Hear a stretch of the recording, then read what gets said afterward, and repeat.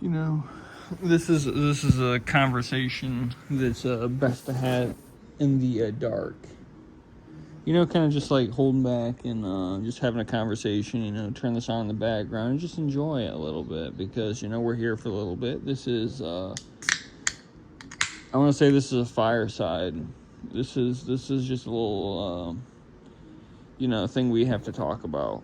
Is just humans. You and me, we're humans. You're watching this video, you're a human being. I don't believe in free speech absolution. I definitely don't believe in free speech absolution. I might have mentioned this before, but I don't believe in agents of chaos. I don't believe that people should be able to ruin society with their opinions.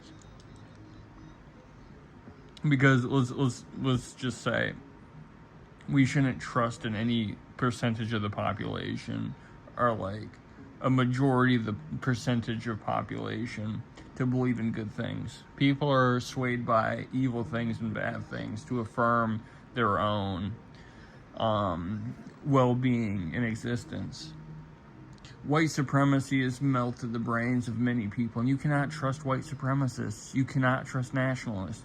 You cannot trust these people to act in good faith, to preserve the goodness that is humanity. There's a lot of good people out here. There are a lot of people, and like you will see this mostly in people who, are, propped up by white supremacy. These people aren't good people. It's just like you have it too good for too long, and all of a sudden you want to take away the rights of the marginalized classes. You want to blame another person for something that doesn't make sense. And that's why I'm not a free speech absolutionist or absolutist, whatever. Because having like total freedom of speech in an era that is, marked by schizophrenia. I've also said this before too. Schizophrenia, of information. Everything is so decentralized because freedom of speech runs rampant. Nothing makes sense, and everyone is screaming into the void.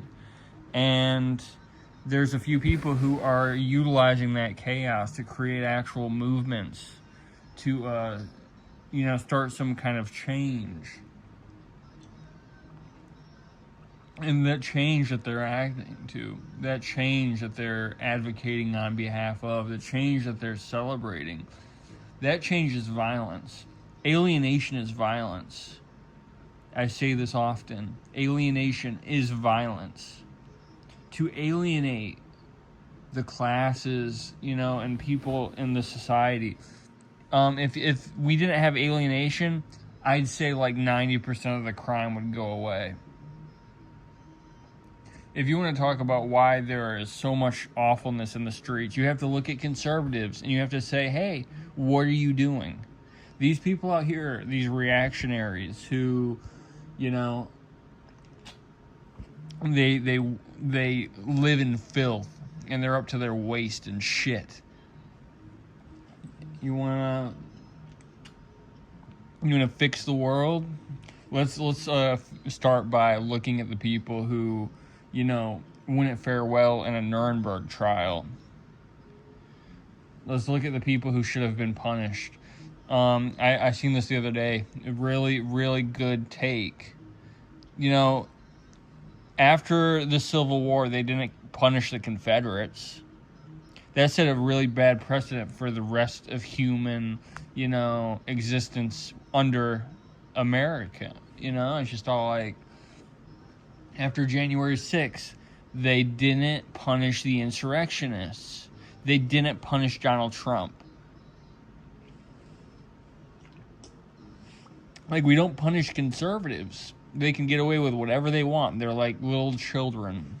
And they are fighting to the death with everything good and righteous in this country. Everything good and righteous about this world. White supremacists and people who operate off of white supremacy are existential threats to everything living and breathing. The death cult doesn't stop with the minority, okay? They should know this too. that the accelerationist plot that